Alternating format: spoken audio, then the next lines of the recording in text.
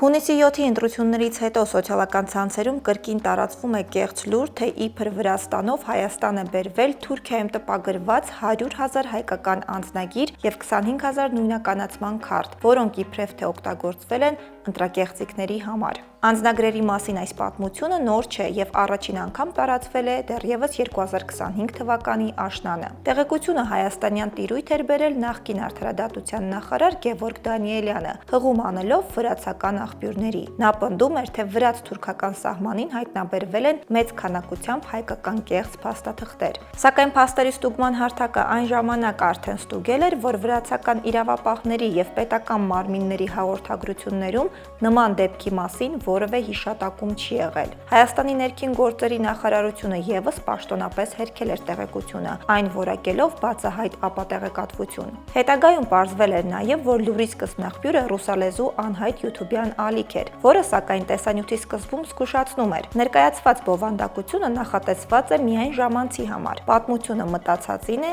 հիմնված է հորինվածքի վրա, և իր ընթերցողին խնդրում էր չընդունել դրանք որպես իրականություն։ Այսօր արդեն հերքված լուրը վերաշրջանառվում է հունիսի 7-ի ընտրությունների համատեքստում, սպասարկելով Ռուսաստանի կողմից շրջանառվող իբրև թե Հայաստանում կեղծված ընտրությունների անհիմն ու մանիպուլատիվ թեզը։